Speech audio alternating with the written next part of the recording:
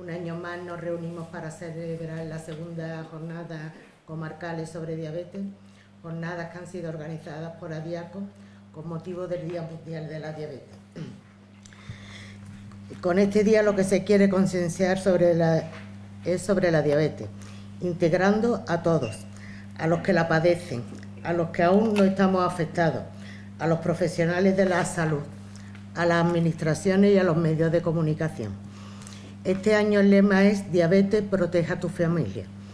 En un día como hoy nos acompaña la concejala del Ayuntamiento de Antequera, doña Sara Ríos Soto, delegada de Familia, Educación y Sanidad, y el doctor don Jesús Olmedo Llanes, licenciado en Medicina por la Universidad de Sevilla, doctor en Medicina por la Autónoma de Madrid, especialista en Medicina Interna, ejerciendo como facultativo especialista en el área del Hospital de Antequera, experto universitario en Epidemiología e Investigación Clínica por la Universidad de Granada, investigador en la Red de Investigación en Servicios de Salud en Enfermedades Crónicas por el Instituto Salud Carlos III, coordinador actual del proceso asistencial integrado de diabetes en el área sanitaria norte de Málaga. Si nos paramos un poco, un día como el de hoy significa la inclusión de todos, de ustedes que quieren oír la conferencia, porque padecen la enfermedad o porque la padecen algún familiar o algún amigo. La concejala como responsable de participación, promoción de la salud y para la formación en salud comunitaria, creando así una cultura colectiva sanitaria, haciendo posible el desarrollo de este acto participativo. De ahí a don Jesús Olmedo, que con su presencia demuestra el papel preponderado de su profesión y especialización, diagnosticar la enfermedad, sanar, educar en prevención y la investigación, como objetivo de obtener los conocimientos necesarios para avanzar en tratamiento, diagnóstico y prevención. Pues entonces, con vosotros, con ellos, hoy vamos dando en el día forma al Círculo Azul, que es el que simboliza el Día Mundial de la Diabetes. Círculo Azul simboliza el positivismo y la unidad. Ellos, nosotros, símbolo de vida, yo añadiría de ilusión, porque algún día nos reuniremos aquí para celebrar que la diabetes se ha erradicado. La diabetes no nos pone límite, no nos sentimos limitados. Con la diabetes se puede y lo conseguiremos. Quiero recordar aquí también al doctor Enrique Fernández, que no está por motivos personales, por haber sido un colaborador siempre desinteresado con la asociación ADIACO. Por eso él era jefe de pediatría del hospital y ponía en contacto a los familiares de aquellos niños que debutaban con la asociación, sobre todo para solicitar apoyo. Y después traía personas aquí, doctores y expertos en la materia, para las conferencias, y ellos venían desinteresadamente. Por eso el socio honorífico de ADIACO. Sin más, agradecer a doña Sara Ríos Soto su presencia, y a través de ella queremos hacerla llegar al Ayuntamiento nuestro agradecimiento por la cesión de las instalaciones para desarrollar la jornada. Gracias, doña Sara Ríos. ¿Tiene algo que decir? Bueno, sí, comentamos. Bueno, nada, muchísimas gracias primero por invitarme a esta jornada. Sé que son las segundas jornadas de la Fundación. Sobre todo indicar que desde el área de educación y desde el área de salud, incluye educación porque creo que la prevención parte desde la infancia. Desde la infancia, desde los colegios y desde las propias familias. Hábitos saludables, deporte y sobre todo una vida sana. Principalmente decir que, como bien ha comentado la secretaria, tenéis todo el apoyo de servicios sociales desde el área, podéis contar conmigo para cualquier cosa que necesitéis. El otro día, por ejemplo, ayer iluminamos la colegiata de Santa María en azul, como venimos anteriormente por otros actos u otras intervenciones que se realizan de otras jornadas u otros días de importancia. Y bueno, sobre todo yo lo que puedo hablar del tema de la diabetes es como familia. Yo estaba comentando antes con los compañeros que vivo muy de cerca la diabetes, mi madre es diabética, mi hermano es diabético, los dos de tipo 1, mi madre es de los 14 y mi hermano desde los 21.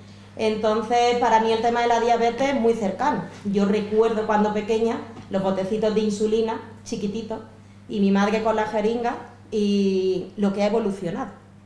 Me acuerdo cuando salieron los bolígrafos, los famosos bolígrafos, que mi madre me decía, ¿el bolígrafo? Y decía, mamá, por Dios, un bolígrafo para pincharte, tal. Y ya no solo eso, sino la aplicación de las nuevas tecnologías en el ámbito de la salud. Hablamos de que antes yo recuerdo que los controles había que apuntarlos en una libreta y ahora va todo electrónicamente. Entonces, para mí, en realidad, me enorgullece el poder estar aquí porque son unas jornadas en las que me siento muy identificada. Como bien he dicho, aparte de la prevención, creo que la labor de la familia es muy importante en este tema, tanto a nivel de prevención como a nivel de apoyo. Es fundamental que la familia tenga conocimiento de esta enfermedad y sean capaces de reconocer la evolución que ha llevado a lo largo de los años y, digamos, todos los puntos significativos que todo ello conlleva. Entonces, nada, simplemente quería agradecer que me invitarais a esta jornada y a seguir luchando y a seguir con el apoyo nuestro. Muchísimas gracias. Gracias a ti.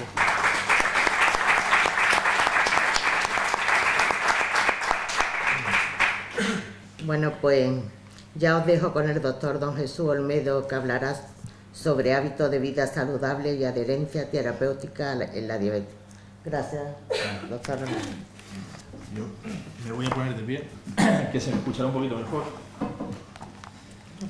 Bueno, antes de nada agradecer a la asociación y agradeceros a vosotros haberme invitado a poder participar.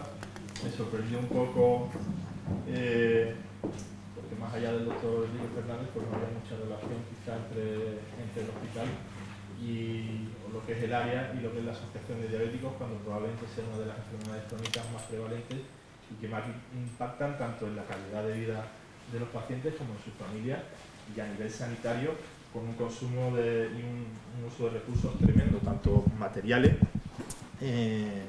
económicos y humanos. Hay un montón de personas, no solo médicos, personal de enfermería, auxiliares, miembros de laboratorio, asistentes sociales, educadores, psicólogos. Hay muchísima gente implicada en este tema y me sorprendió un poco porque no estuviera la cosa más dinamizada. Entonces espero agradeceros el que me hayáis invitado y espero que sea el principio de una bonita relación, ¿vale? Bueno, es una charla un poco genérica, ¿vale? No sabía muy bien qué tipo de gente, pero me habían dicho pues más o menos por dónde iban los tiros, en diabéticos, en gente, el público en general. Entonces voy a hablar, esta charla se puede usar para diabéticos tipo 1, para diabéticos tipo 2 y para personas sanas, ¿vale? La diabetes es un continuo, o sea, uno no, incluso quizá en la diabetes tipo 2 hay unas lesiones antes de empezar a dar la cara, entonces uno no pasa de estar sano a ser diabético, sino que es un continuo, ¿vale? Entonces, creo que hay que empezar desde el paciente sano, desde la persona sana, intentar evitar la llegada en la medida de lo posible de la enfermedad y si la enfermedad aparece, pues entonces tratarla de la mejor forma posible. E incluso precisamente en la diabetes, en la gran mayoría de los casos, antes de empezar con un tratamiento farmacológico, evidentemente en la diabetes mellitus tipo 1 no, pero en las dos y en otros tipos de diabetes es fundamental, como por ejemplo en la diabetes gestacional, el único tratamiento habitualmente es la dieta. Con eso es más que suficiente y la gran mayoría de las diabetes gestacionales se tratan con dieta exclusivamente, ¿vale? Entonces, inicialmente yo siempre he pensado que lo bueno, si es breve, 2 veces bueno, y si se nos escacharra el negocio, pues ya se acabó. He sido más breve, no he podido ser. Aquí. A ver. Si es malo, cuanto más breve mejor, ¿vale? Me han obligado más o menos, entre comillas, a hablar de un tiempo determinado, entonces intentaré no ser muy malo y que no nos aburramos ninguno, ¿vale? ¿Por qué es importante todo esto de los hábitos de vida saludable, el ejercicio físico, etcétera, etcétera? Hace ya tiempo, mucho tiempo, se viene hablando del tema de la pandemia de la obesidad. Yo me acuerdo que era estudiante, nos fuimos a Valencia y había un catedrático de endocrinología, que es el que lleva la unidad de diabetes, que es Ascaso, Y él decía que probablemente en aproximadamente menos de 10 años los médicos, en vez de un fonendo colgado al cuello, tendríamos que llevar una cinta métrica. Y este hombre tenía toda la razón del mundo. Yo creo que por eso era catedrático, ¿vale? Esto es un estudio, se publicó en una revista médica muy importante, que es el Lancet. De hecho, está el Lancet normal y tiene el Lancet Diabetology, que es exclusivamente de diabetes, ¿vale? Pues en el Lancet normal cogieron un montón de personas a lo largo de todo el mundo, de diferentes regiones, y empezaron a ver las medias de sus índices de masa corporales. Y vieron como en el plazo aproximado de unos 30 años, desde el año 80 hasta el año 2010, en todas las áreas del mundo, el índice de masa corporal iba subiendo. Pero incluso en países como África, países habitualmente subdesarrollados, en donde había mucha desnutrición, se ve que según qué zonas había más desnutrición que obesidad, pero en todas el índice de masa corporal iba subiendo. De forma que tanto en hombres como en mujeres partimos de una situación de enorme peso con un índice de masa corporal de en torno a 20, y ya casi que la gran mayoría de las personas de la población mundial están rozando el sobrepeso. Las estimaciones de la Organización Mundial de la Salud dicen que el 50% de los habitantes del planeta o son obesos o tienen sobrepeso. La mitad de la población del mundo.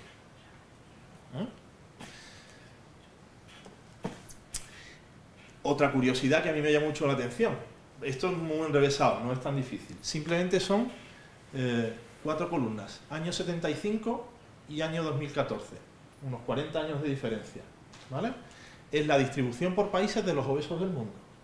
En el año 75, fijaros, Estados Unidos, Rusia, Alemania, Reino Unido, Francia, los más alejados, la India, China, México, países que no eran grandes potencias en el mundo. Pasan 30 años y fijaros lo que ha pasado. Los países emergentes, fijaros China, del puesto 13, 2 millones de obesos, al puesto número 1 con 16 millones de obesos. Conforme va progresando y se va desarrollando la sociedad, resulta que ha desbancado en varones obesos a Estados Unidos. Pasa igual en las mujeres. Habitualmente las rusas parecían que eran un poquito más obesas que las estadounidenses, pero países, Egipto, Turquía, Irán, India, estaban en vías de desarrollo, pasan 30 años y se sitúan a la cabeza de la obesidad. Es decir, la obesidad es compleja, es muy compleja, ¿vale? Pero es una enfermedad o es algo que depende de cosas que nosotros vamos haciendo, ¿vale? En España no somos muy distintos, evidentemente no somos mejores que nadie en todo y en esto no nos estamos desmarcando. La Encuesta Nacional de Sanidad, en 30 años, la Encuesta Nacional de Salud, perdón, pues casi hemos duplicado las tasas de obesidad, ¿vale? Si es obesidad o sobrepeso, el 60% de los españoles son obesos o tienen sobrepeso. Evidentemente, ¿qué es lo que pasa? La diabetes va cogida de la mano. Hemos duplicado las tasas de diabetes en apenas 20 años. ¿De acuerdo? Eso supone un esfuerzo económico y una carga sanitaria brutal. Los países no están preparados para asumir esto. Un aumento de este tipo no podemos asumirlo de forma más o menos eficiente. Y en Andalucía, hemos ido mundo, España, Andalucía, pasa exactamente lo mismo. Se repiten en todas las provincias, va subiendo el sobrepeso y la obesidad. Aquí afinamos un poquillo más y la encuesta andaluza de salud tiene en cuenta el tema del sedentarismo. Y parece que en nuestro tiempo libre sí hay un descenso. Parece que cada vez somos menos sedentarios. ¿Dónde está el problema? En la nutrición. Si hay un desbalance entre lo que entra y lo que sale, pues si está saliendo más, es que estamos metiendo más o lo que estamos metiendo es de poca calidad. ¿Qué es lo que pasa en el tema de la diabetes? Si esto termina de funcionar, pues que se repite el patrón. En el mundo, en España y en Andalucía, cada vez hay más diabéticos. Y casi en 20 años duplicamos la prevalencia de diabetes, ¿vale? Aquí no diferencian si es diabetes de un tipo u otro, están hablando simplemente de diabetes, ¿vale? Estos somos nosotros, el área sanitaria norte de Málaga, las 4 zonas básicas de salud: Antequera, Archidona, Mollina y Campillo. Como soy el coordinador del proceso, tengo información privilegiada. ¿Sabéis cuántos diabéticos hay en el área, por curiosidad? Bueno, pues hay 8.308 pacientes diabéticos registrados, ¿vale? Ahí son todos los que están, pero no están todos los que son, ¿de acuerdo? Tenemos una prevalencia, es decir, de cada 100 antequeranos, algo más de 7 son diabéticos. Yo creo que es una cifra respetable, ¿vale? En cuanto a España, hay una prevalencia del 7,8%. Y en Andalucía ganamos, como siempre, imparables, 10%. ¿Vale? Pero estas cifras no son reales. Estas cifras son realmente los diabéticos que saben que son diabéticos. Hay muchos diabéticos, de hecho, 1 de cada 2 no sabe que es diabético. Sobre ese no estamos actuando. Ni están metidos en programas de detección ni de cribado de retinopatía, ni está metido en programas de hábitos saludables, ni se le está haciendo intervención sobre hábitos de vida saludable, tabaquismo, ni está metido en programas de educación diabetológica. Las prevalencias son casi del doble. En España estamos casi en el 14% y en Andalucía en el 15%. Y esto varía en países. Hace no mucho se ha publicado un estudio en Edimburgo y tienen una prevalencia de diabetes que no llega al 5%, 3 veces menos que en España. Ellos están haciendo algo distinto a lo que estamos haciendo nosotros. ¿Vale? Esto es tan importante que la Organización Mundial de la Salud dice que si se controlan otras amenazas para la salud, fundamentalmente enfermedades transmisibles, la Organización Mundial de la Salud habla de salud pública a nivel del planeta, las personas pueden mantenerse sanas después de los 70, 80 e incluso 90 años, siempre y cuando adopten comportamientos que promuevan la salud. ¿Vale? Entonces los conocimientos que tenemos ahora justifican una acción urgente a nivel de salud pública. ¿Vale? No íbamos mal. De hecho, vamos evolucionando, somos cazadores, vamos creciendo, nos vamos desarrollando y en los últimos 15, 20, 30, 40 años algo ha pasado.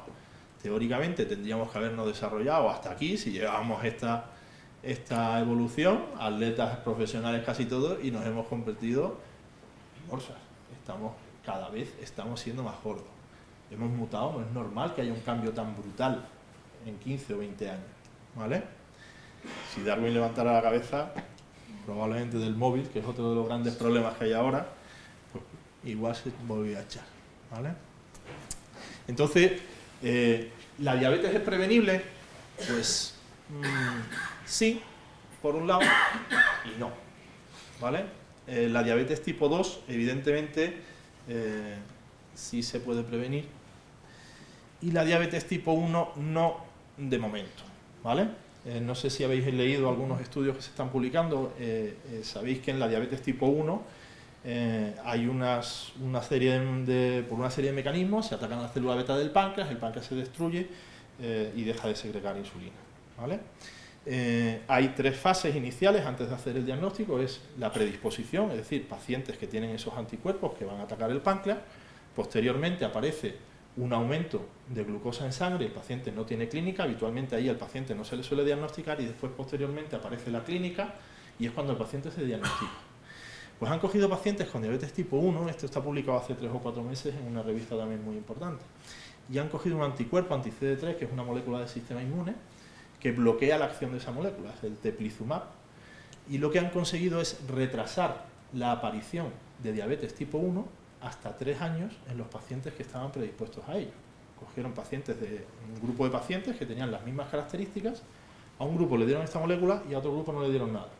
Y los grupos a los que le dieron molécula terminaron desarrollando diabetes, pero casi 3 años después que al grupo a los que no se le dio. Yo creo que es una cosa que está todavía un poco en cierne, bastante en braga, pero se va avanzando. Igual podemos llegar a parar el desarrollo de la diabetes tipo 1. Sería estupendo. ¿Vale? Vamos a centrarnos un poquillo en la diabetes tipo 2. Esta sí se puede prevenir, o podemos hacer algo por ella.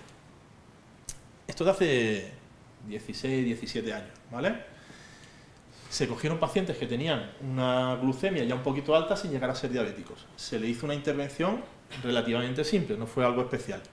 Tenían que bajar un 7% de peso, tenían que hacer 150 minutos semanales de ejercicio y a nivel de alimentación se actuó solo y exclusivamente sobre las grasas y se redujo entre 500 y 1000 calorías la ingesta diaria, ¿vale? Y a otro grupo se le dio metformina, que es un fármaco que usamos habitualmente y sigue siendo la base del tratamiento para la diabetes tipo 2. ¿Qué fue lo que pasó?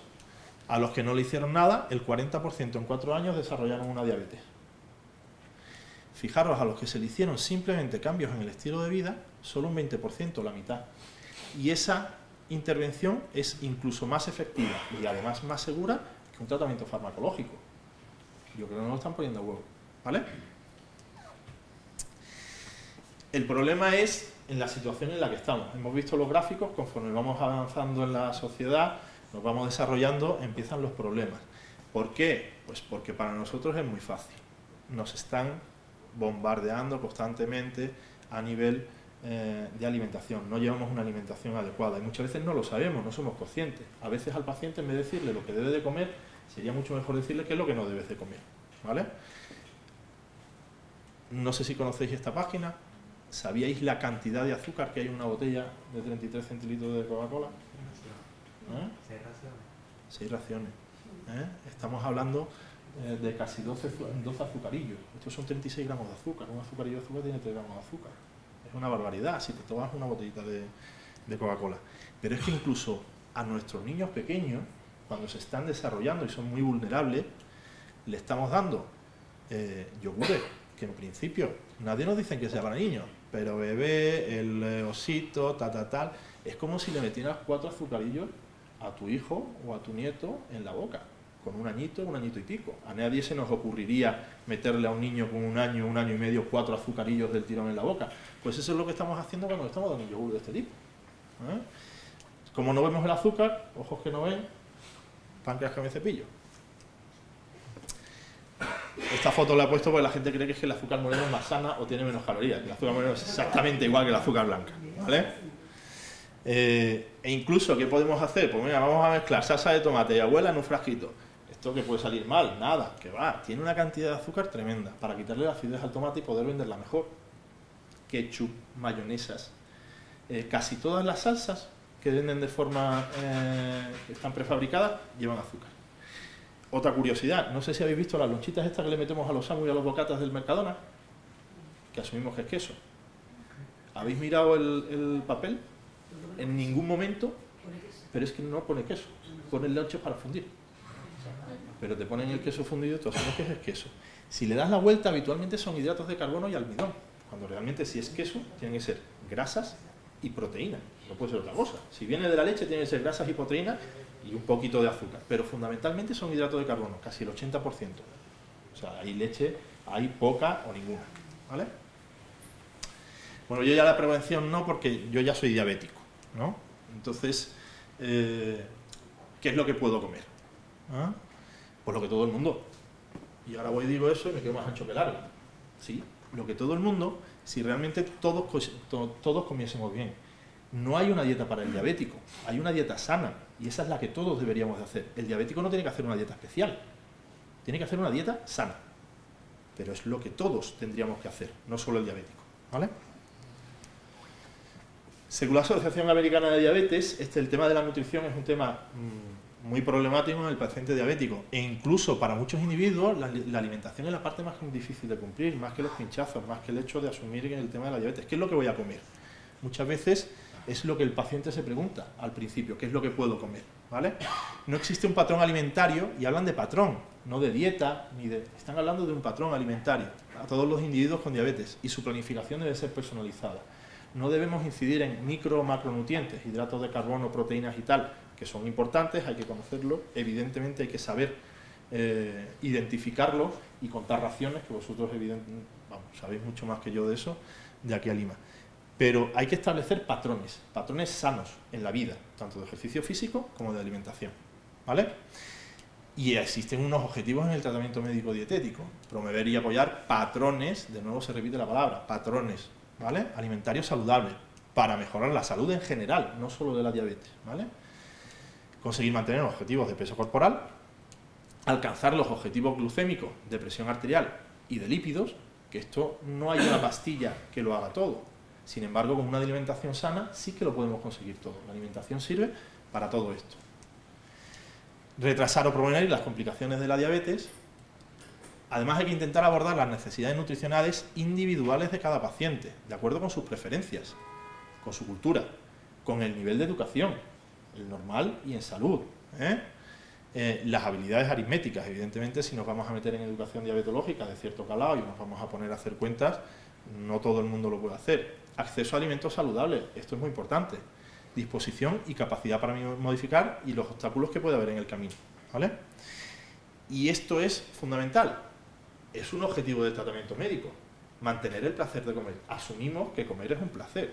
A todo el mundo nos gusta comer. La comida está rica y nos gusta alternar, salir con los amigos, salir con la familia. Cuando nosotros vamos a celebrar algo, ¿qué es lo que hacemos? Irnos a comer. Comer es fundamental para la vida, sobre todo para la social, ¿de acuerdo? Si no comemos, ¿somos capaces de dejar de respirar? No, nos moriríamos. Tampoco somos capaces de dejar de comer. Hay un estudio muy bonito de hace ya un montón de años en el que a ratones, en el laboratorio, en el teórico centro del hambre, por cirugía estereotáxica, se les quemaba el centro del hambre y los ratones dejaban de comer. Pero dejaban de comer durante unos días. Después no se sabe por qué, porque en teoría no tendrían por qué notar hambre, volvían a comer. Y la explicación que daban los investigadores es que tú no eres capaz de dejar de respirar, tampoco eres capaz de dejar de comer porque te vas a morir. Y habitualmente la naturaleza es sabia y siempre lucha por seguir para adelante y sobrevivir. Entonces vas a volver a comer, quieras o no quieras. ¿Vale? ¿Por dónde vamos? Ahí. Y bueno, después otra vez un poco facilitar lo de los patrones de alimentación saludable. ¿Qué es una mala alimentación? Esto lo sabemos todos, ¿vale? Grasas saturadas trans. Esto aparece habitualmente en la bollería industrial. Aparecen los procesos químicos que llevan las grasas líquidas a solidificarse. Las cremas, las salsas, las recubiertas de chocolate, todo eso aparecen grasas saturadas trans. Otras que hay que evitar, evidentemente, son las grasas, las no saturadas o las monoinsaturadas, que son un poquito menos sanas, pero lo ideal son las poliinsaturadas. Pues el ácido graso del aguacate, aceite de oliva, frutos secos, etcétera, etcétera. Los hidratos de carbono refinados nos dan una subida de glucemia impresionante. Si eres diabético tipo 1 vas a necesitar ponerte una dosis de insulina mayor. Si eres diabético tipo 2 vas a estresar al páncreas, va a hacer un pico hiperglucémico y eso a la larga tiene efectos negativos sobre el organismo, ¿de acuerdo? Aparte que los mismos hidratos de carbono, el mismo azúcar es tóxico para la célula beta del páncreas. Dietas bajas en proteínas, vamos a disminuir la masa muscular y el músculo es un órgano genial para metabolizar los hidratos de carbono. Se alimentan y consumen muchos hidratos de carbono. Pacientes que están muy desnutridos, pacientes muy mayores, muchos de ellos se hacen diabéticos por el mero hecho de perder masa muscular. No metabolizan bien los hidratos de carbono y si siguen comiendo la misma cantidad, habitualmente engordan de grasa, no de músculo, y se vuelven diabéticos, ¿vale? Alta cantidad de sal, comidas hipercalóricas, ¿vale? Habitualmente comemos mucho más de lo que necesitamos. Y esto es una cosa que lo llevamos en los genes. O sea, no somos gordos por gusto. Ya he dicho que el tema de la obesidad es un tema complejísimo. Genéticamente estamos preparados para ahorrar. Venimos de cuando éramos, de hace muchísimos años, éramos cazadores. Si no cazábamos, no comíamos. Y si no comíamos, nos moríamos. ¿Qué es lo que hacíamos? Cuando cazábamos algo, el organismo habitualmente se iba adaptando para guardar. ¿Y cómo almacenaba? En forma de grasa. Es la forma más simple y la forma más eficiente de almacenar energía. ¿Qué es lo que pasa? Va pasando el tiempo, nos hacemos recolectores y ya no digamos ahora, que simplemente tenemos que llevar incluso a máquinas por la calle y encontramos comida, ¿vale? Estamos preparados para comer, para suplir las deficiencias que teníamos ahora, pero ahora seguimos estando preparados para guardar, ahora que ya no tenemos necesidades, que lo que hacemos, engordamos una barbaridad. Y después, aparte de las calorías, que no solo se deben contar calorías, hay que ver la calidad de esas calorías. Evidentemente, 200 calorías de una ensalada son 200 calorías, lo mismo las patatas fritas, pero no es lo mismo. Evidentemente no es lo mismo endiñarse 200 calorías de ensalada o de salmón que 200 calorías de patatas fritas o de chuchería, ¿vale? Yo estoy dando aquí mucho a la murga, pero joder, ¿qué es lo que realmente puedo comer? No me digas lo que no puedo comer, a ver qué es lo que puedo comer, ¿no? Pues, como hemos dicho que no había una sola dieta, es muy difícil hacer estudios con dietas y es muy difícil hacer una dieta que le vaya bien a todo el mundo, porque no todo el mundo tiene los mismos gustos. Entonces, ¿qué es lo que se ha ido haciendo últimamente? Primero empezaron las pirámides, que tenían muchas deficiencias, había algunos estudios pues, que no estaban de todo correctos, había muchísimos intereses por parte de mucha gente, y esto ha ido evolucionando y últimamente el Servicio de Salud Pública de la Universidad de Harvard se inventó lo que es el plato para comer saludable, ¿vale? Aquí no hablan de micro ni macronutrientes, ¿vale? Hablan de que tú partas el plato por la mitad. Y la mitad debe de ir de frutas y vegetales, ¿vale? Fruta y verdura. La otra mitad tienes una cuarta parte de grano que sea integral. Antiguamente la base de la pirámide eran los hidratos de carbono, entonces no te decían nada, ¿vale? Granos integrales, linaza, semillas, pasta integral, pan integral, cuidado que nos engañan, todo es integral porque le echan un 5 o un 10% de salvado. Como eso se ve mucho, tenéis que iros un poco, no sé si eso supongo os lo habrán dicho habitualmente, para mejorar el índice glucémico, el 10% de los hidratos de carbono debes ir en fibra, es decir, si hay un 10% de azúcares, debes tener por lo menos un gramo de fibra, ¿de acuerdo? Y después hablar de proteínas saludables, huevo, carne, pescado. La carne habitualmente evitar la roja, que venga más de las aves que del cerdo. Como bebida, fundamentalmente el agua, el café o el té. Se pringan un poco, limitar la leche y los lácteos, y que uses aceites saludables, ¿de acuerdo?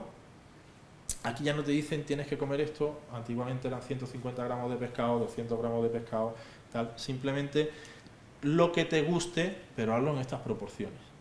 Independientemente de eso, el paciente diabético tipo 1 evidentemente tiene que tener en cuenta lo que está comiendo, contar hidratos de carbono para poder ajustarse la dosis de insulina, eso es de cajón.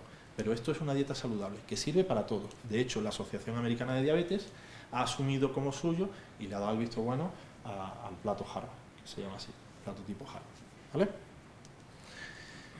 Existe una gran diferencia entre esto y esto. Verduras, proteínas a base de salmón, carbohidratos, bueno, asumamos que la patata va asada, vamos a dejarlo, ¿vale? Si yo como esto, ¿qué es lo que voy a tener? Diabetes tipo 2, pero no solo eso, cáncer, obesidad, hígado graso, infartos, un montón de problemas, ¿vale? Si como esto, ¿qué puedo conseguir? Fijaros, es diferente de si el paciente es diabético tipo 1 a si el paciente es diabético tipo 2. Con la dieta podemos bajar la hemoglobina glicada entre un 1 y un 2% en el diabético tipo 2. Tipo 1, perdón. En el tipo 2 la horquilla es un poquito más variable, entre un 0,3 y un 2%, pero eso solo con la dieta. No me expongo a hipoglucemias, evidentemente el coste es muy distinto, no hay color. O sea, solo con la dieta podemos reducir, en el mejor de los casos, hasta un 2%.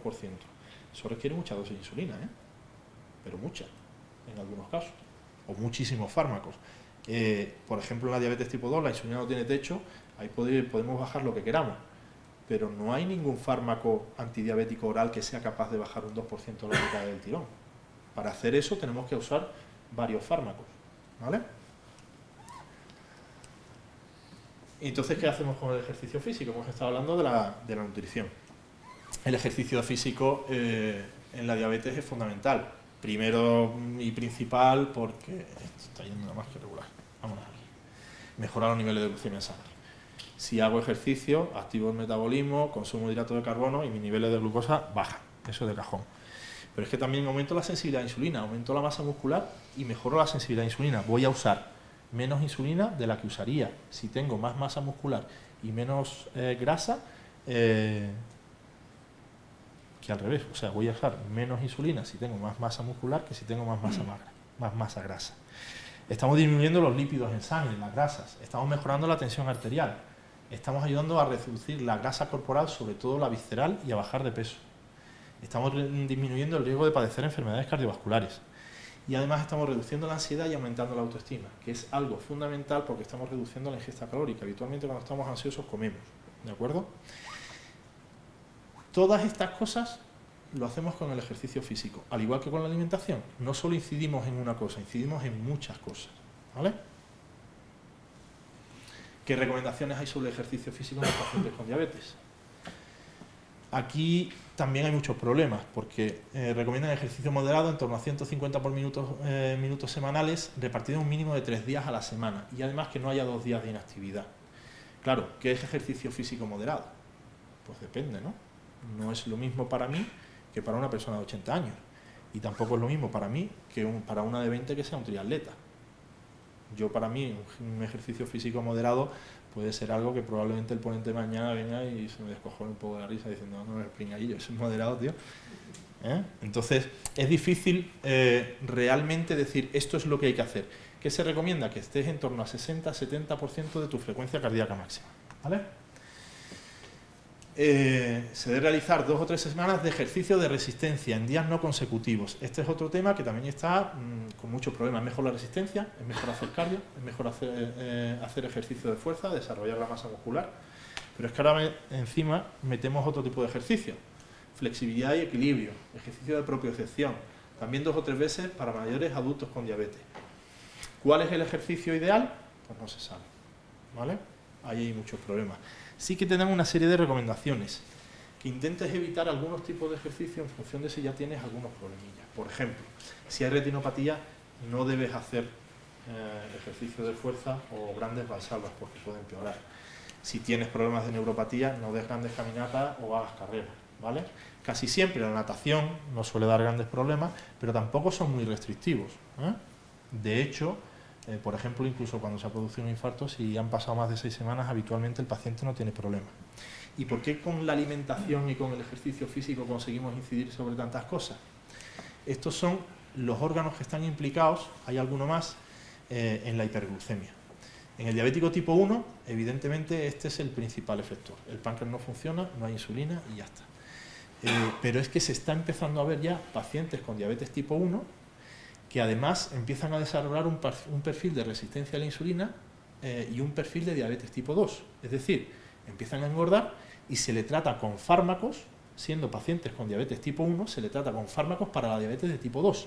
Y en ellos sí que empieza a haber alteraciones de los neurotransmisores, un descenso del uso del hidrato de carbono por parte del músculo, un aumento de la lipólisis hepática y un aumento de la neoglucogénesis a nivel del hígado y un aumento en la reabsorción del riñón de azúcar, ¿vale? En el diabético tipo 2 están todos estos implicados y alguno más, ¿vale? Estos son los fundamentales y ya casi tenemos dianas para casi todo, ¿vale? Cuando hacemos una nutrición adecuada y hacemos un ejercicio físico adecuado, habitualmente no estamos obesos, con lo cual no hacemos lipólisis. Tenemos una buena masa muscular, con lo cual estamos metabolizando muy bien los hidratos de carbono. No forzamos al páncreas a mantener un hiperinsulinismo endógeno. Disminuimos, como habíamos dicho, la ansiedad y mejoramos la autoestima, con lo cual a nivel de los receptores de serotonina se produce menos hambre y no hay esa pulsión por comer. Y últimamente lo que se está también investigando mucho es el papel de la célula alfa, no solo de la célula beta, y el glucagón en el tema de la diabetes, ¿vale? El último pilar, ¿vale?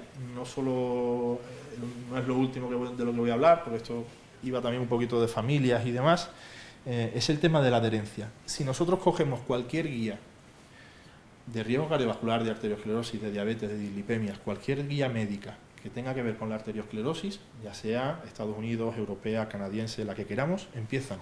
Primer paso que hay que hacer para tratar a este tipo de pacientes, modificación de los hábitos de estilo de vida, ejercicio físico, dieta y que dejen de fumar, ¿vale? Todas. Cuando hemos conseguido eso, pasamos a los fármacos. ¿Cuál es el problema? La adherencia, ¿vale? Habitualmente es difícil que un paciente que no está acostumbrado a según qué cosas cambie sus patrones, sobre todo a según qué edades, ¿vale? Este hombre, Charles Everett Koop, es un cirujano pediátrico que estuvo en los ministerios de Sanidad en la época de Reagan y estuvo muy implicado en el tema y el tratamiento de la diabetes, del SIDA, cuando el SIDA empezó. Y se dio cuenta de esta frase, que los fármacos no hacen efecto en los pacientes que no los toman. Eso es una perogrullada, es una tontería, pero es una tontería que es tremendamente importante. ¿Por qué se dio cuenta? Porque en los primeros tratamientos que había para el SIDA, el paciente tenía que tomar 30 pastillas diarias, cada 3 horas.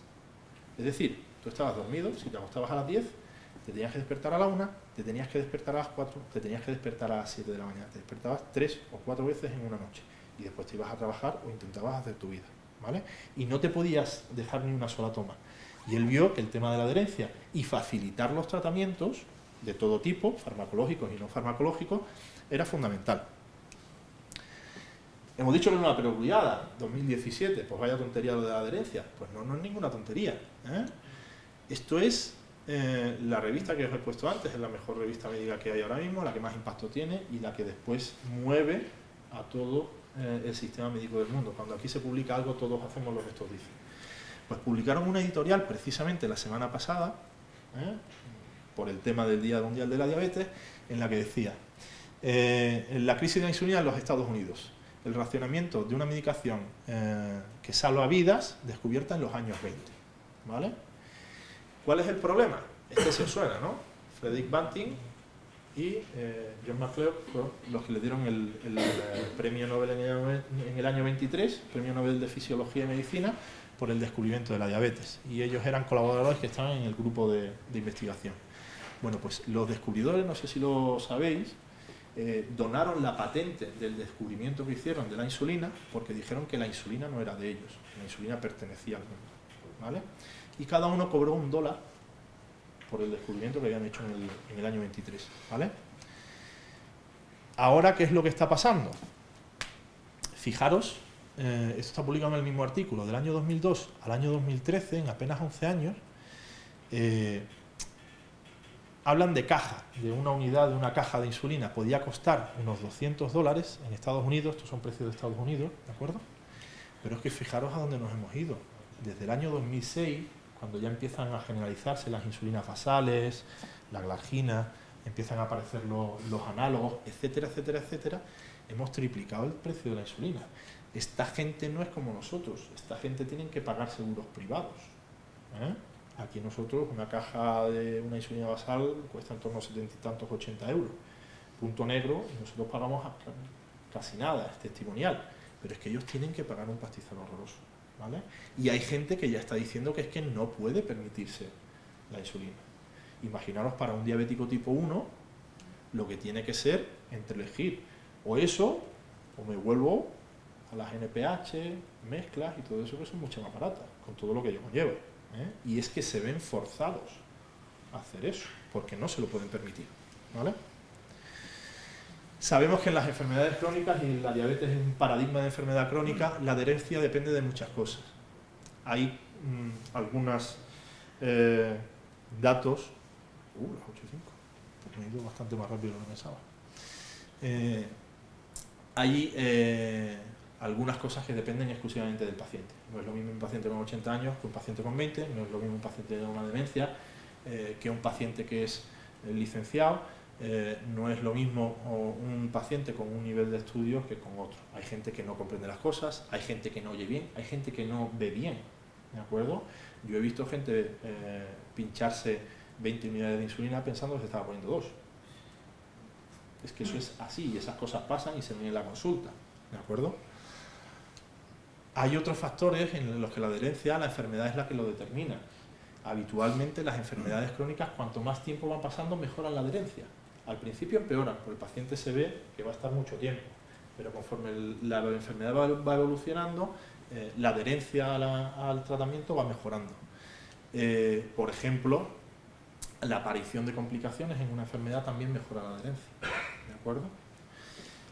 El tratamiento indiscutiblemente es fundamental. No es lo mismo, como han dicho antes, los frasquitos con insulina que te cogías con la edad que las mezclas, que la terapéutica de lo basal, y ya no digamos las formas de insulina o los dispositivos que están por venir, ¿de acuerdo? La adherencia es muchísimo mejor pinchándome una vez al día y después, antes de cada comida, que lo mismo me da que comer a las 4, que comer a las 3, que comer a las 5 porque he estado de viaje y he llegado más tarde, que decir, me he pinchado la mezcla y tengo que comer sí o sí, y es lo que hay, porque ya me he pinchado, ¿eh?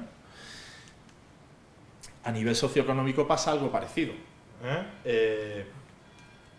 vivimos en un país en el que, gracias a Dios, tenemos una cobertura sanitaria muy buena, casi es del 100%, por no decir del 100%, las enfermedades crónicas están magníficamente bien cubiertas, y no nos vamos a ver en la misma disposición en la que hemos visto en la diapositiva antes. Nosotros no tenemos por qué pagar según qué tratamiento, ni cirugías, ni nada. El contexto socioeconómico es fundamental en un país a nivel de la adherencia. Y después el sistema sanitario, lo que es la accesibilidad a la consulta del médico, lo que es la accesibilidad a los servicios de urgencia, lo que es la accesibilidad a determinadas especialidades, todo eso también mejora. Y todo eso influye mucho en la evolución y en la adherencia, sobre todo, a la enfermedad. Estamos hablando de familia y de protección del paciente, de protección de prevención, y había muchos actores implicados.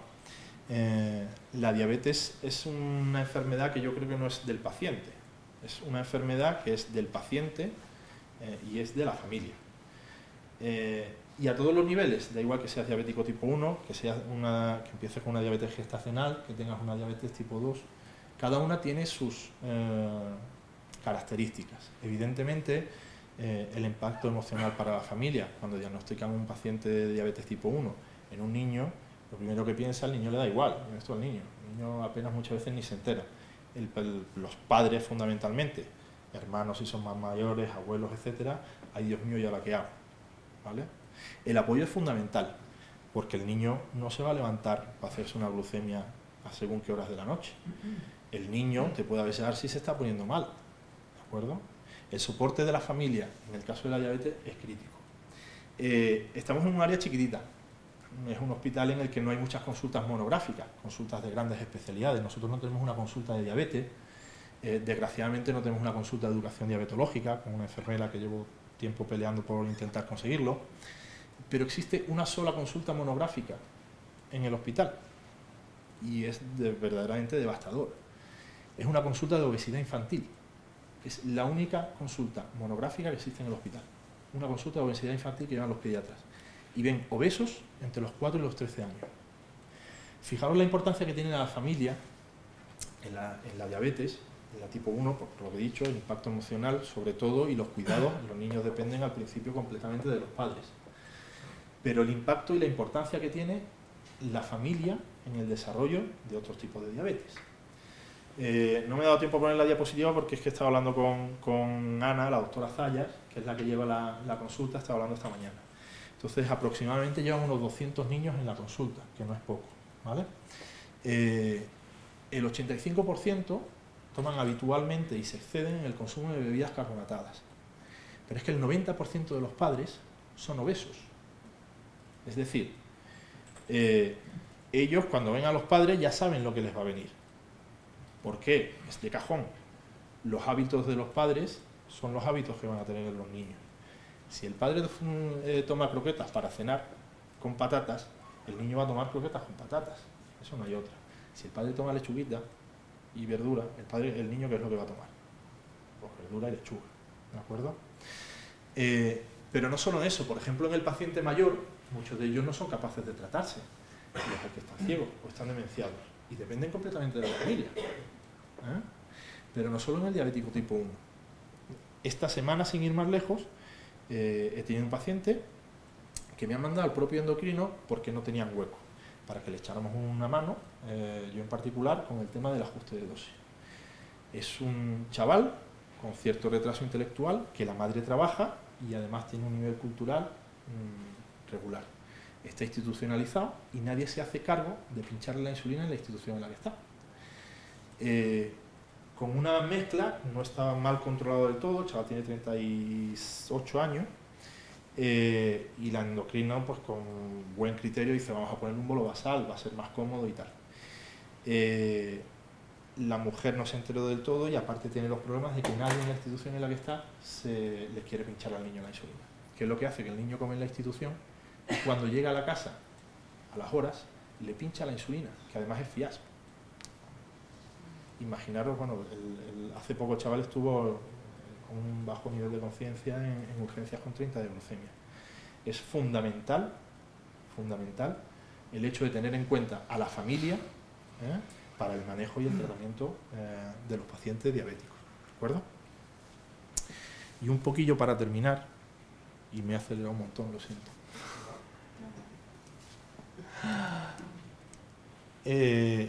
Una serie de recursos virtuales, ¿vale? Todos tenemos una muy buena educación diabetológica, la gran mayoría de vosotros tenéis educador o educadora, tenéis una consulta de enfermería, pero hay una serie de recursos que muchas veces vienen muy bien, sobre todo para las familias, seguro que tenéis familiares que no comen como deben, que los estáis viendo venir, que estáis viendo las consultas, obesos, sedentarios, etcétera. Serafín Murillo es un paciente diabético tipo 1, es licenciado en nutrición y es investigador de la red CIBER, de la red de enfermedades crónicas, en concreto en diabetes. Y además participa en proyectos de investigación de la Sociedad Española para el Estudio de la Diabetes y la Obesidad, ¿de acuerdo?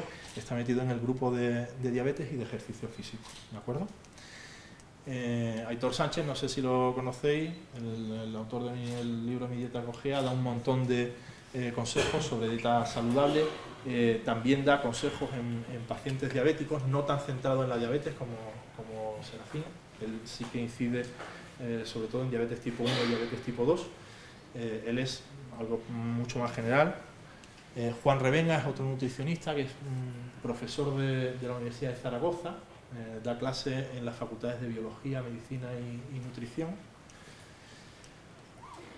Felipe Isidro, licenciado en Ciencias Físicas y del Deporte, al que le guste el deporte, también es catedrático de Educación Física en Cataluña y es, junto con Serafín Murillo, es ciber y participa en proyectos, está en el grupo de ejercicio físico de la Sociedad Española para el Estudio de la Diabetes y la Obesidad.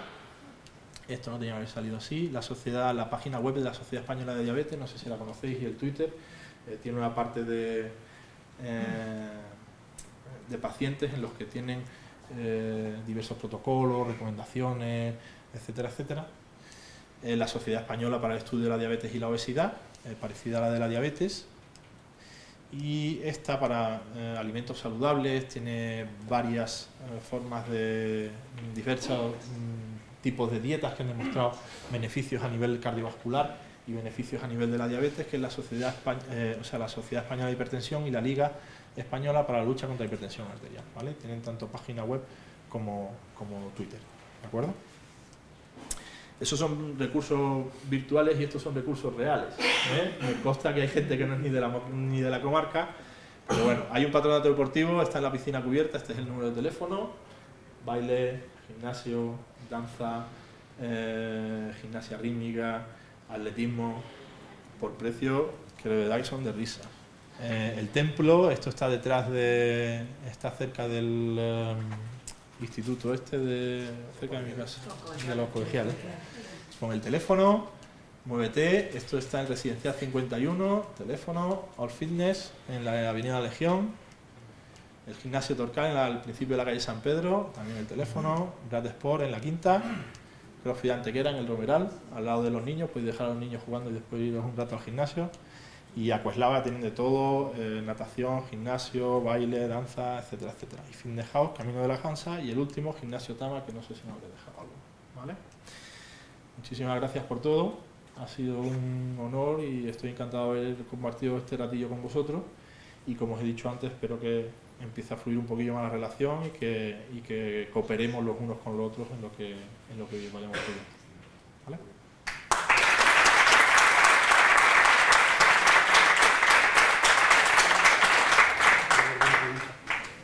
Si queréis alguna pregunta, alguna cuestión,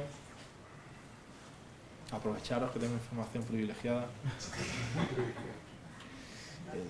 Esto son cosas de funcionamiento interno. Cuando se habla de ejercicio físico, el simple caminar no sirve. Sí y no. Una cosa es la actividad física, eso es un error muy común. Una cosa es la actividad física y otra cosa es el ejercicio físico. Yo tengo pacientes que son diabéticos, que llegan a la consulta y les pregunto, la semana pasada ¿cuántas veces fuiste al gimnasio o qué ejercicio has hecho? Me dicen, joder, pero si yo me paso descargando palets de no sé cuántos kilos y echándome sacas al hombro, ¿qué más ejercicio? No, eso es actividad física. El ejercicio físico es toda actividad física cuyo fin es ejercitarte. Es decir, si tú andas y sales a andar para andar 1 hora después de haber hecho todo lo que tienes que hacer, eso es ejercicio físico. O sea, caminar, sí. Caminar es un ejercicio físico a nivel macro, en salud pública. El hecho de caminar es una de las cosas que más ha demostrado a nivel poblacional. Si todos nosotros, toda la población, caminara 150 minutos semanales, reduciríamos mucho la incidencia de muchas enfermedades. Personalmente, esto es una opinión personal mía, creo que, por ejemplo, el diabético tipo 1 y el diabético tipo 2, joven, deberían hacer algo más de fuerza. Yo cada vez más creo que el ejercicio de fuerza en la diabetes es fundamental y cada vez están empezando a salir más estudios, sobre todo porque cada vez los médicos somos médicos y sabemos muy poco de muy pocas cosas, pero no sabemos casi nada de ejercicio físico. Hay que ponerse la mano en el pecho, lo mismo que sabemos muy poquito de nutrición, salvo que seas endocrino o te dediques específicamente a la nutrición. Cada vez estamos colaborando más con los compañeros de INEF. y ellos cada vez se están metiendo. De hecho, es que hay grupos específicos en la Sociedad Española de Diabetes y en la Sociedad para el Estudio de la Diabetes y Obesidad que se dedican exclusivamente al ejercicio físico.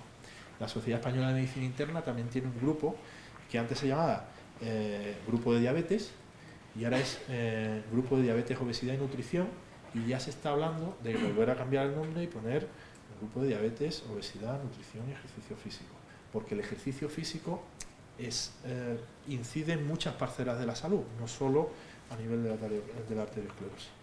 Andar para la población en general sí, yo creo que sobre todo los diabéticos tipo 1 jóvenes deberían hacer algo más que andar, que además es divertido y está muy bien. Mañana seguro que nos dirán un montón de cosas.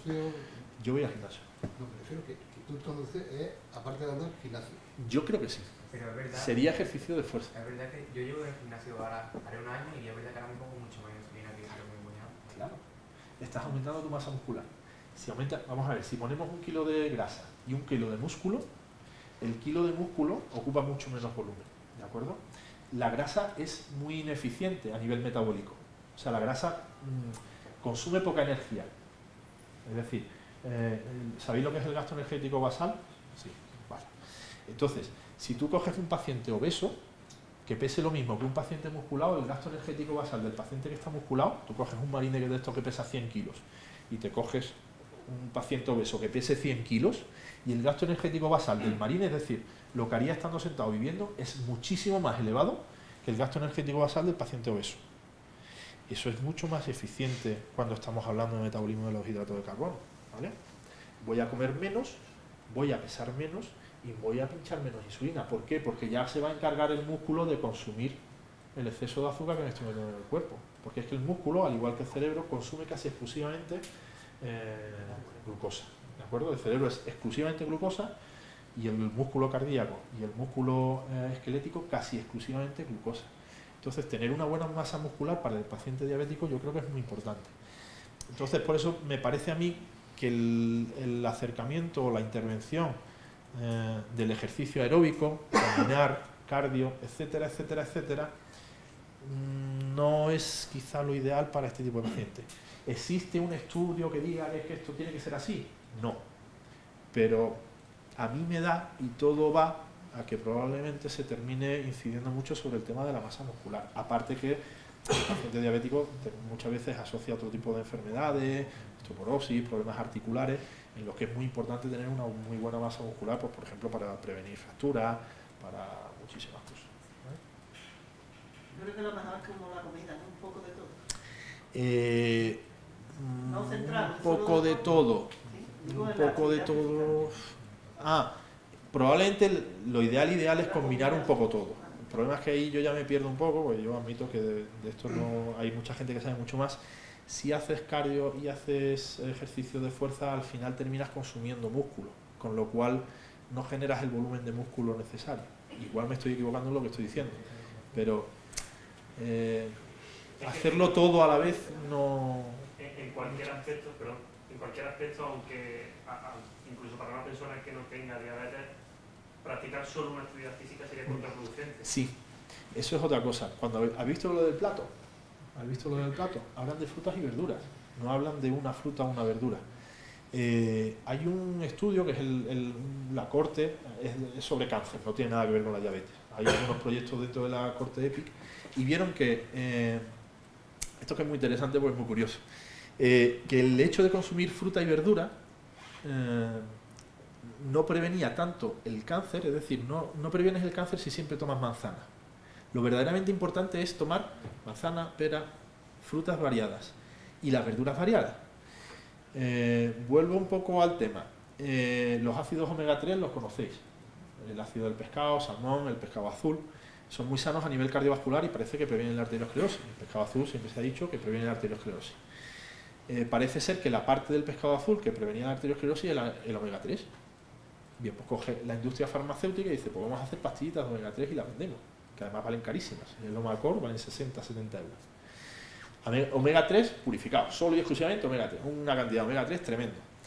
Pues se empezó a dar omega 3, se empezaron a recetar pastillas de omega 3 a los pacientes diabéticos, a los pacientes que habían tenido infarto, a los pacientes que eran hipertensos, a los pacientes que tenían un riesgo cardiovascular elevado.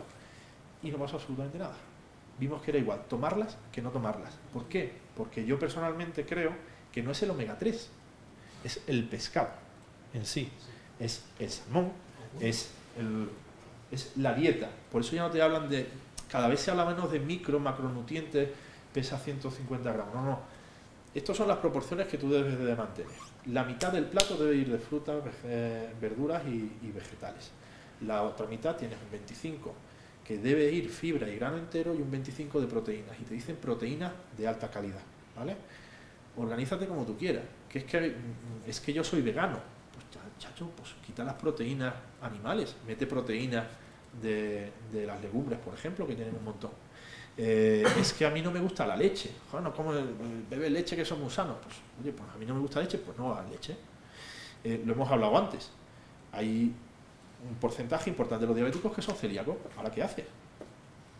Por eso ya no se incide tanto en el tema del macronutrientes, sino que se hace, mira, sigue este patrón de salud, ¿de acuerdo?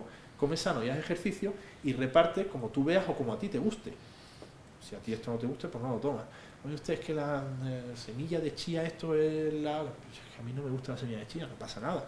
Seguro que hay otro alimento que es igual de bueno, ¿vale? Ahora se ha puesto muy de moda el cale y no sé qué historia. Bueno, pues los berros de toda la vida de Dios, del potaje de berro, son exactamente igual que el cale y vale muchísimo menos. Pero como el cale está de moda, pues a comprar todo el mundo cale. Es buscarte un poco el patrón de salud, no la mijita de que no le voy a echar sal o que voy a tomar espinacas, porque las espinacas son el non plus ultra, no es el patrón de salud, ¿vale? En relación con la obesidad infantil y juvenil, ¿se ha hecho un estudio sobre el nivel sociocultural y económico de las familias? Sí. A menor nivel, más obesidad. Vamos, es que lo tengo en el pequeño. En la encuesta nacional de salud y en la encuesta andaluza de salud se mide el nivel sociocultural, ¿vale? Y se mide el nivel de estudios. No solo el nivel sociocultural de la familia por ingresos, sino el nivel de estudios. Sale siempre la misma relación. A más nivel de estudios, menos obesidad, menos diabetes. Evidentemente estamos hablando de diabetes tipo 2, ¿vale? No de diabetes tipo 1. Nivel de estudios. A menor nivel socioeconómico, mayor obesidad y mayor diabetes. Pero no solo en obesidad y en diabetes. Cualquier variable de salud que tú relaciones con el nivel sociocultural siempre es negativo a peor nivel sociocultural. Cualquier cosa.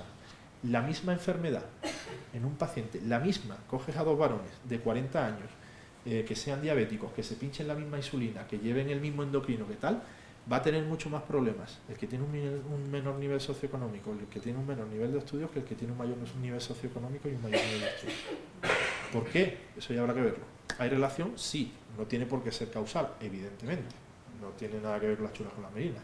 Pero vamos a ver, igual es la comida buena es cara. O sea, no todo el mundo se puede permitir comprarse un filete de salmón, que vale un huevo, ¿vale? Una hamburguesa te la venden ahora en el McDonald's con 1,50, me parece, con un helado. Entonces, hay patrones que se asocian en función del nivel de estudio y nivel socioeconómico.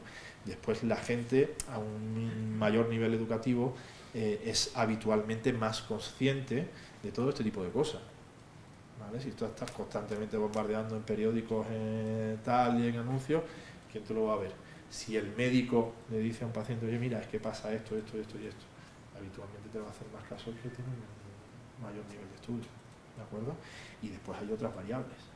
Es que muchos de ellos no saben leer. Es que muchos de ellos les pasa algo y no son capaces de leer su prospecto. Todavía en la actualidad. Sí. Esta muchacha, el ejemplo que yo os he puesto, la mujer tendría unos 50 y algún años. Todavía eso se ve. Y en las consultas se ve así. Y estás explicando cosas, o estás dando informes de alta, y estás explicando cosas y dices, es que no se está enterando de nada. No se está enterando de nada de lo que le estoy diciendo. Catán es así, que muchas veces, mire usted, véngase la semana que viene y tráigase a su hijo, o venga usted con alguien.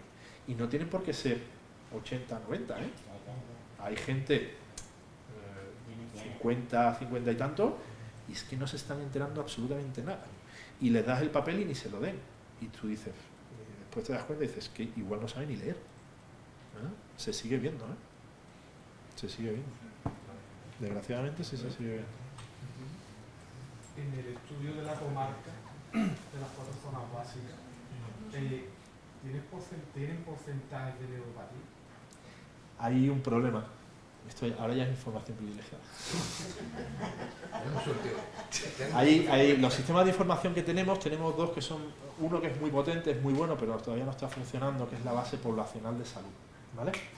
Está integrando todos los sistemas informáticos a nivel de salud que hay en Andalucía, de prescripción, de analítica. Cuando yo te pido una analítica aquí, de eso dicen, ¿se la imprimo? No, que el médico de cabecera lo puede ver en el ordenador, igual que yo, pues eso está centralizado. Entonces lo que quieren hacer es relacionar el AN0, el número de historia, que es un identificador como el DNI nuestro, con la analítica, con la prescripción, con las enfermedades, porque cuando a ti se te diagnostica de diabetes, o se te diagnostica de neumonía, eso se codifica y eso queda grabado en tu historial de salud, ¿vale? Eso, tú imagínate, 8 millones de habitantes, el volumen de datos, eso se está empezando a manejar ahora por el Machine Learning y la inteligencia artificial. Antes era imposible que un ordenador fuese capaz de computar todo ese tipo de cosas. De hecho, se está haciendo con la diabetes, se está haciendo con el cáncer de colon y hay algunas enfermedades en las que se está haciendo eso. Todavía no se está haciendo en todas. El problema es que los datos que nosotros tenemos son los cutres, que es el diábaco. Entonces, en el diábaco nosotros tenemos acceso al sexo, a la edad, a los niveles de glicada, simplemente a saber si al paciente se le han explorado los pies en el último año, simplemente si tiene o no retinopatía y cuándo es la última retinografía que se ha hecho, no dicen qué tipo de retinopatía, no te dice si tiene neuropatía o no, no te dice si ha tenido enfermedades cardiovasculares, no te dice cuáles son sus niveles de tensión, no te dice qué tratamiento farmacológico está tomando el paciente. Entonces tenemos una información muy mala, ¿vale? La parte que a mí me toca, vamos a hacer un estudio observacional, ¿vale? Vamos a coger a 300 y pico diabéticos del área al azar, que será al azar, y vamos a ver las características que tienen. En general, en complicaciones asociadas a la diabetes estamos muy bien. Tenemos una tasa de ingresos por cetoacidosis y por hiperpolares muy baja, por debajo de la media de Andalucía. El resto, el plan de retinopatía tiene una cobertura del 100% y estamos muchísimo mejor que el resto de Andalucía. Eso es un poco el tema de la retinopatía, es el buque insignia. Pero los niveles de control de glicada, medidos solo por glicada, ¿vale?, son muy deficientes, muy deficientes. Y no sabemos si eso es real o no es real, porque cuando te dicen niveles de glicada es paciente que está como diabético, pues entra en el cupo. Si se le han hecho 10 glicadas, no te cogen solo una, te meten las 10. Entonces, si yo te hago una glicada ahora y te ve el médico de cabecera dentro de semanas y te vuelve a hacer una glicada, eso no cuenta como una glicada. Eso te van a meter 2 o 3. Entonces, claro, si tú hoy tienes 8, la semana que viene o la dentro de 2 semanas pues vas a tener 8. Eso de cajón. Entonces, están metiendo glicadas mucho mayores. Creemos que hay algún problema, porque desde luego si el control es el que nos da eso, hay que hacer algo. La exploración de pies evidentemente no la hacen todo, no, por ejemplo, el sistema.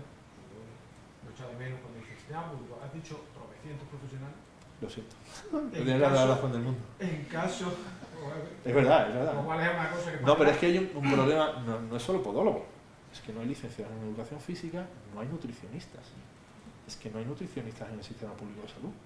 Es que yo llevo 2 años peleando porque hay un nutricionista en el hospital. Y en caso de que... ¿No? En el CIDIA había una universidad habrán metido algo. Pero es que muchas veces lo hacen vía beca. O sea, que no es que esté metido como tal, sino que yo pido una beca de investigación y al pobre chaval le pago como data manager o como tal 700, 800 euros y lo pongo a trabajar como nutricionista. Pero la respuesta ha sido que es que no están en la cartera de servicios del SAS, ¿vale? Los podólogos pasan lo mismo. Cuando se presenta un problema de neuropatía diabética en el pie, ¿cómo? Sí, exactamente. ¿Dónde se deriva? No quiero decir Pues mira, Con el recientemente... mal llamado hace años, que ya por suerte no se emplea, sigue habiendo facultativo que emplea el mal perforante plantar, que no es un mal perforante plantar, es una úlcera neuropática. Cuando aparece una úlcera neuropática o isquema, una artropatía del Charcot o algún problema... ¿Eso dónde va? Aparece hace poco... El que viene a uno, pues... Hace muy poco, y cuando digo muy poco, es casi se ha inaugurado el hospital de día del clínico y se ha creado una unidad de pedidiabético en el clínico. Sí, ¿Eh? Pues hay vascular, que ya es un algo, pero creo, no lo sé. Es que tengo que hablarlo porque estoy interesado, habitualmente cuando las úlceras en este hospital, cuando aparece una úlcera diabética o una neuropatía diabética, habitualmente la ve el cirujano general. Que tampoco quiero yo ahí toquetear mucho porque es que estamos genial. Tenemos muy poca neuropatía diabética a nivel del pie, y artropatía del Charcot tenemos muy poca. De hecho, ha venido un cirujano de Costa del Sol con los últimos traslados que se encargaba del pie diabético y se ha quedado flipado y dice: primero, no tenéis consulta, segundo, apenas veo pacientes ingresados, y tercero, es que tampoco los veo en la consulta. Digo, a mí me pasa lo mismo, yo veo muy pocos, muy pocos, y para mí la diabetes, pues te puedo decir que puede ser el 70-80% de la consulta, y vemos muy poco. Por eso nos llama también un poquito la atención que tengamos tan malos resultados en control metabólico y sin embargo tengamos unas complicaciones, incluso muchas de ellas por debajo de la media de Andalucía, en lo que es el área. Es un área chiquitita, como he dicho antes, no tenemos consulta de diabetes, pero tenemos muchísimas ventajas. Tenemos la ventaja de la cercanía. O sea, tú coges y a ver si tienes narices de localizar a un endocrino, a un cirujano vascular o a un cardiólogo en un hospital grande, no eres capaz. Muchas veces los pacientes me llaman a la consulta porque tienen el teléfono de la consulta y a veces se me plantan en la puerta de la consulta y si puedo los veo, ¿vale? Eso no se da en muchos hospitales. Si yo, por ejemplo, tengo un problema, este chaval, ¿qué es lo que hice? Llamar a la endocrino, llamar a Marisol, que la lleva, intentar contactar con él para ver si le pueden, porque tiene cita por febrero, ¿vale? Entonces, suplimos unas carencias que tenemos muchas con una serie de ventajas, que yo creo que también son muchas, ¿vale? Y es que tenemos muy controlado. Si un médico de familia tiene un problema con algún paciente, yo voy todos los viernes al centro de salud, y si no soy yo, es un compañero de medicina interna, pero todos los viernes vamos al centro de salud a apoyar. Cada 15 días vamos al resto del centro de salud de la zona básica, y muchos de ellos directamente nos llaman: oye, mira, me pasa esto, ¿qué puedo hacer? Pues a esto, y en una semana me llamas a ver qué tal va el paciente, ¿vale? Dudas, pues, hay un problema con la insulinización tremendo. El paciente tipo 2, que es habitualmente el que se ve primario, el paciente habitualmente tipo 1 está en endocrino y no le suele dar tantos problemas, suelen ser más problemas de ajuste, pero cuando llevan un tiempo, el diabético tipo 2, el dogma de fe es: no los toques, que ellos saben lo que están haciendo, es que es así.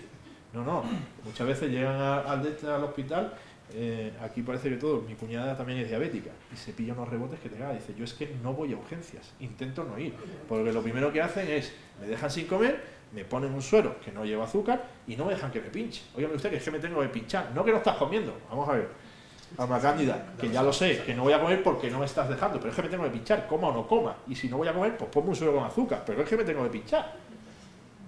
Y eso que es algo de cajón,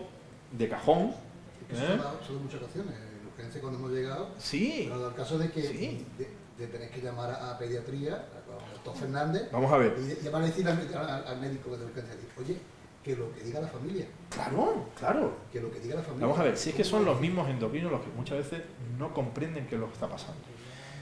Historia de abuela cebolleta. A mí me pusieron un 4/4 en la rotación por endocrino, porque el segundo día estaba yo de guardia, me avisan de una parturienta que había parido y era diabética tipo 1. No había en casi ningún hospital, por no decir en ningún hospital, y endocrino de guardia. No, es verdad que tampoco tiene mucho sentido. Pero hay problemas puntuales que sí que pueden ser un problema. Las especialidades quirúrgicas del tema de diabetes están muy cortitas. Del tema de diabetes tipo 1 ya no veas.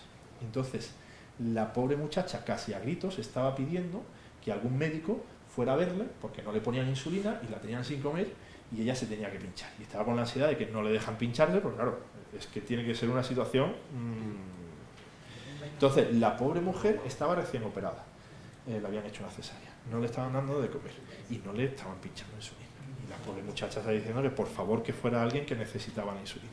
Y además estaba empezando a hacer hipoglucemia, pues había perdido una cantidad de volumen, había echado al niño, etcétera, etcétera. Yo le digo, pues claro, es que hay que pinchar la insulina, todas las enfermedades, pero ¿cómo le vas a poner? Y digo, ¿qué? ¿Por la insulina? Es que está haciendo hipoglucemia. Coño, pues pone más glucosa.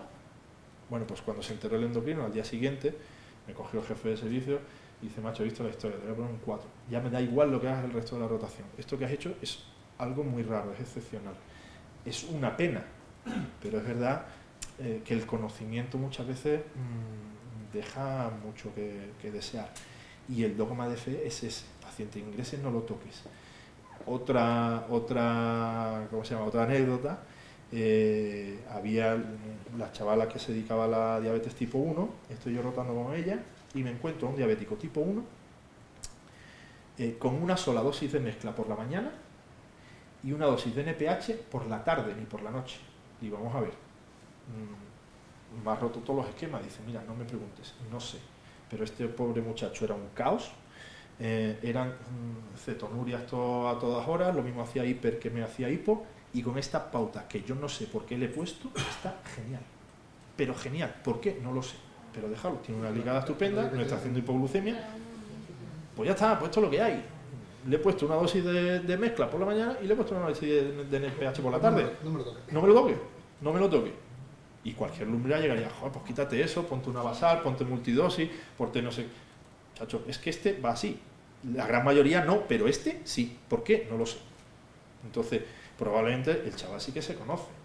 Entonces, ese chaval, cuando llegue a cualquier lado, alguno le dirá, hombre, pues esto que no, esto me lo dejas a mí, que esto, es que yo soy así, y esto es lo que hay, soy raro, no, mala suerte, es lo que hay. Pero voy bien con esta pauta un poco extraña, pero es la mía, y a mí me va a estar viniendo genial. ¿Para qué lo vamos a tocar? Entonces, yo digo tipo 1, muchas veces es mejor dejarlo a él, que vosotros os conocéis, y a veces lo que hacemos es empeorar la situación, pero tela marinera. Yo creo que te había resuelto la... No, porque quería saber lo de la neuropatía. Porque cuento una anécdota que me pasó la semana pasada, viene un señor a consulta pidiéndome un informe para que le cambie el zapato de trabajo. ¿Por qué es que se le duerme allá, según qué parte del cuerpo? Nada más entrar, huele a tabaco, haces como que no te acercas, que te llegue el aliento, huele a alcohol. Dice, ya vamos mal con los hábitos. No le hace falta una cinta métrica, que tú has dicho antes, porque está del lado, probablemente no tenga masa muscular y sea decir del inglés, flaco por fuera, gordo por dentro. Los hábitos no serán los mejores, le hago una exploración de sensibilidad profunda, sensibilidad expresora con el diapasón y con el confinamiento, y casi no sabía dónde estaba. ¿Eres diabético? Pues sí. Va a ser diabético y no lo sabe, estoy esperando que me traiga la analítica, probablemente no me la traiga. Probablemente no me la traiga, porque va a salir una con la nube y una carrera entonces tendrás que buscar cuando me lo traiga, yo lo que hay te daré el informe para que te hagan de zapatos, primero vamos a tener que cambiarlo. Aquí habitualmente, ya te digo, es cirujano y yo quería intentar bypassear, y sé que se ha abierto una unidad de pie diabético. Y estaban planteando, vamos a ver, nosotros también, información confidencial, nos reunimos cada 4 o 5 meses, viene la directora del Plan Andaluz de Diabetes, que es Marieta Broca, es un endocrino del Reina del Virgen del Rocío en Sevilla. Es un poco la que organiza. Ella empieza y después en cada zona, en cada área sanitaria hay un coordinador, en este caso soy yo, en Ronda hay otro, en Málaga este hay otro, en Málaga tal. En el del clínico es Gabriel Olveira, y en la última reunión estaba el cirujano vascular de la unidad de pie diabético, y estaba él, y creo que estaban hablando o hacer el changuay de intentar meter un podólogo vía proyecto de investigación, o estaban intentando luchar por meterlo. Hoy por hoy creo que lo mismo que los nutricionistas no está en cartera de servicio.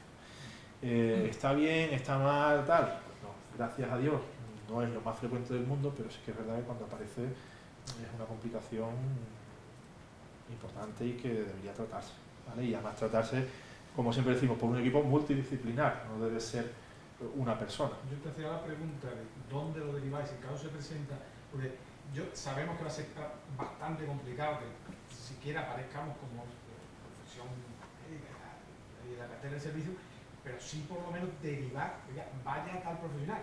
Ya aquí habitualmente lo lógico sería médico de cabecera. Ya hay pacientes que vienen y dicen, no, es que me ha dicho el médico que busca el podólogo.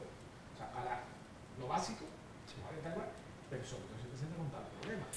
Yo se lo digo muchas veces a mis pacientes. Y no lo que uno quiere, hay que pagárselo. Pero tú, me buscaba un nutricionista y me iba a un gimnasio. Y buscaba a profesionales que tal. Además te vas a ahorrar una pasta, porque pues, un tratamiento en general de un paciente diabético tipo 2, empiezas a echarle la aspirina, empiezas a echar la pastilla de lesión, empiezas a echarle no sé cuánto, cuando quieres dar cuenta se te han ido los 30 o 40 euros. Si tienes 50 años, pues si estás jubilado, no.